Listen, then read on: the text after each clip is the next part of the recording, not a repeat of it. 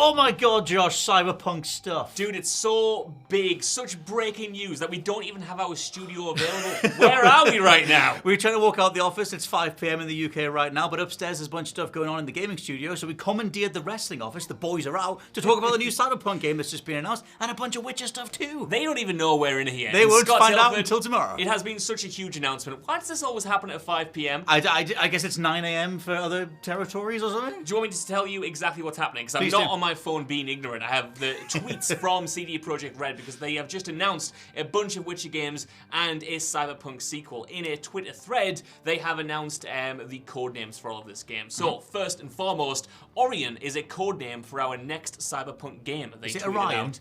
I think it's Orion, isn't it? Orion. I would say it's Orion. Let's go Orion. Like the Metallica then. song. It's very late, please excuse me. Yes, Orion Yes. is a codename for our next Cyberpunk game, which will take the Cyberpunk franchise further and continue harnessing the potential of this dark future universe. Okay. Then we have another game called Hadar. Are you going to correct me on that? I like to say Hadar. Hadar is a codename for a third entirely distinct IP created from scratch within CDPR. Okay, this cool. project is in the earliest stages of the creative process, which means we are not developing any game yet, but working exclusively on the foundation for this new setting. And why are they not making this new IP yet, Scott Tilford? Because they have like an entire new Witcher saga in process. Polaris is a codename for the next installment in the Witcher series of games, which we recently announced was in pre-production. It is the beginning of a new saga. We aim to release 2 more Witcher games after Polaris, creating a new AAA RPG trilogy. Then, my friend, Canis Majoris, which I've definitely got wrong, is a full-fledged Witcher game separate to the new Witcher saga, starting with Polaris. It will be developed by an external studio headed by experienced developers who have worked on past Witcher games. And finally, we have Sirius, which is a codename for the Witcher game developed by Molasses Flood. Yes. Set in the Witcher universe and created with the support from CDPR. It will differ from our past productions, offering multiplayer gameplay on top of a single-player experience, including a campaign with quests and stories. So that's a lot I've thrown at you there. I think that's 6 games in total. I cannot remember. 7 games in total? I was writing them all out. That's I don't know. it. Feels like, so you know, we had the whole like the MCU is like, here's every single thing we're doing, and then Ubisoft's like, here's every single thing we're doing, and then it feels like CDPR went, well, we've got a bunch of stuff too, so here's every single thing we're doing. I wasn't expecting them to lead with Cyberpunk. I feel like they're trying to capitalize on the current conversation, doing the rounds after Cyberpunk Edge Runners over on Netflix, where a lot of people are a lot more positive on Cyberpunk, and I feel like they've probably been sitting on this announcement for a while, waiting for a bit of an uptick in regards to the Cyberpunk IP, and then they can go, hey, by the way, here's all the plans we had years ago. Yeah, Cyberpunk now, if you don't know, actually works on new consoles. And they recently announced the DLC, and like you said, you got Cyberpunk Edge Runners, which was really well received. They've just announced that Cyberpunk has hit 20 million players, I think they said. Sure.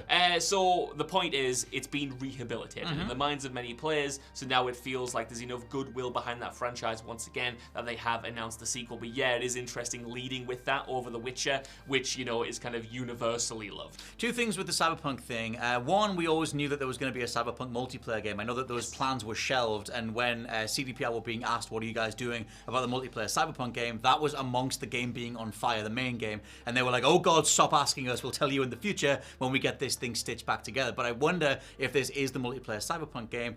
The only other thing I'm going off is the name Orion, which is one of the names of a star constellation, and one of the things in Cyberpunk is that whole prison planet, the hollowed out moon that's a prison, that is maybe where something's going to be set. That's where one of the character endings takes you anyway. Yeah. So it kind of makes sense to go there. It's also a big deal in the anime, so why not? That could be right. I Why think not? it's called Orion, though. Fine. Orion. That theory holds no water. No, that is very interesting, because to be honest, I don't know anything about the Cyberpunk anime, so I have no idea what this is being linked to. But yeah, you know, you mentioned the multiplayer experience there. I think people would be more up for a multiplayer Cyberpunk at this point in time, now that we've got the base experience out of the way, in my opinion anyway. What's interesting is that, you know, obviously a bunch of these projects are not being made directly by CDPR. They are, of course, spearheading the next Cyberpunk game and the next, you know, Witcher trilogy of games. But we're also going to get experiences in this series, or in these series, from other developers. Does that excite you? Because I'm not sure. They've got a weird track record so far with licensing stuff to other devs, like the Pokemon Go style Witcher game. I think it's called Witcher Monster Slayer. They kind of had advisory roles on that, and that was fine, but not great. It was very level locked and whatever. It didn't feel like they protected the IP as much as they could. I had a very bad time with Witcher Monster Slayer, and that's someone who's played thousands of hours of Pokemon Go. Right. So that is one of the only comparisons I can make in terms of giving someone the Witcher IP and hoping for the best.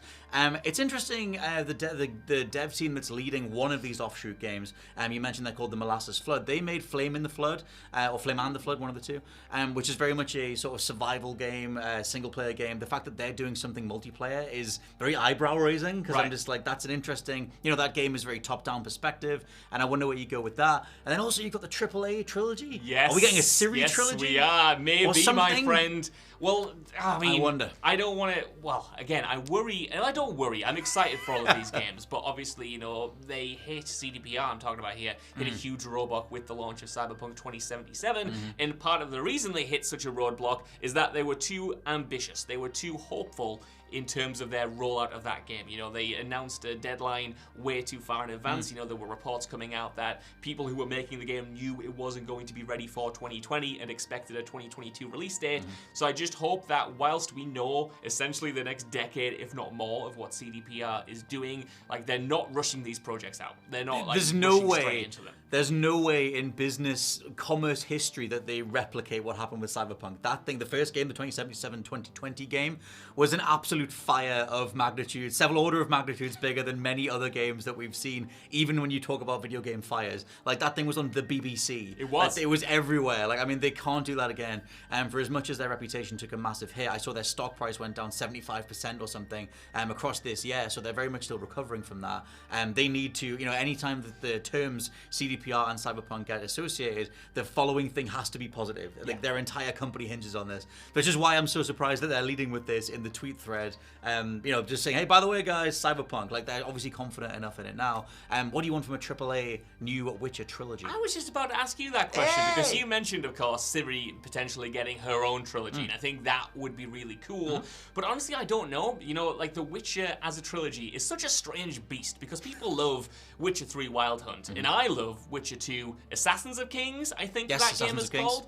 But it has a weird trajectory, right? It's always going from, kind of strength to strength, and it's finding itself as it progresses, and as CDPR progressed as a company. Whereas now they kind of have a foundation of what people love, and what people love was how The Witcher 3 Wild Hunt played. So I wonder if we're going to get something radically different, or something that kind of plays it safe, giving us the same kind of Witcher formula, but with radical new characters and a radical new story. I wonder if it'll be... I remember a rumor a good few years ago. I'm sure me and Ash did a video on it back in the day. The idea of it being like a more of an online multiplayer platform Witcher, where you would join one of the schools and you make your own character, and maybe that was a way to go.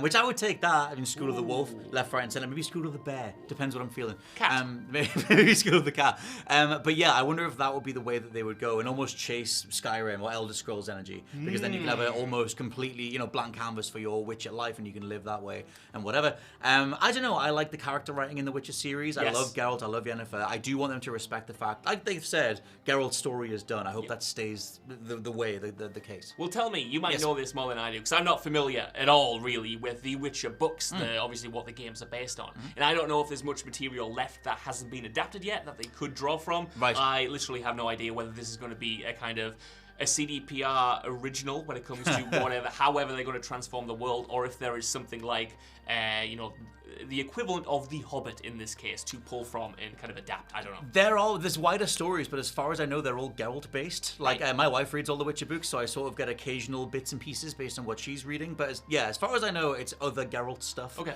Again, as far as I know, they've not done any main stories with other characters as big as Geralt that you could lean on, and especially in terms of a whole new trilogy, which makes me think that they're inventing a new character or doing something that's more customizable, where you're making your own person, making your own Witcher, and your own fighting style and whatever. That would let them address some of the criticisms of The Witcher 3. Yes. If you had them with the skill progression and the combat systems and whatever, and flesh out the way you can fight and do spells. What if they allowed you to create your own Witcher character, but then made it first person, and so it never cut to third person, and you couldn't actually see what they looked like? I would hate that the same way I hated when they revealed that Cyberpunk was first person. Still not over kind of bad. Before we kind of wrap this up, because I assume we're wrapping this up soon. I have no idea how long we've been talking for. Maybe hours.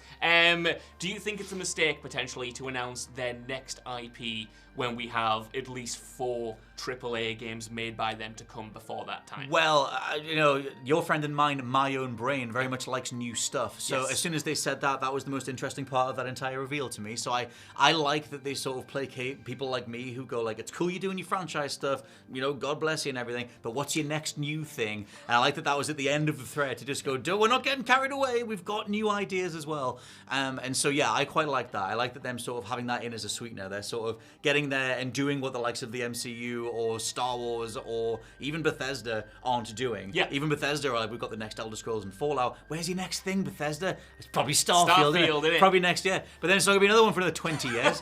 So whatever. So I quite like that CDPR were just sort of getting out there going, something new will be here. Yeah. But that's the whole thing if you talk about the release calendar. That'll be on 15 years worth of games. It's going to be a long time, Scott Tilford, but it's going to be exciting, I think. And I will end on the note that it feels like we're in unprecedented times because it does feel like we're in the MCU part of the gaming industry now, where we now are getting company roadmaps for 15 years, in every single project they're going to make within that time. And I don't know how I feel about that yet, but it's going to be interesting going forward into this generation, having so much prior knowledge. Well, that's the thing. That's something to leave off and hand over down to you guys down in the comments. Do you like knowing this many games in advance? Do you feel comfort knowing that a company has a roadmap for the next decade and a half worth of titles? Or does it make you worry about what they might want to plug in between, or whether they can nail all the steps of that roadmap as it rolls out? For now, I've been Scott from WhatCulture.com. I've been Josh from WhatCulture.com. And we'll catch you next time. Bye. Goodbye.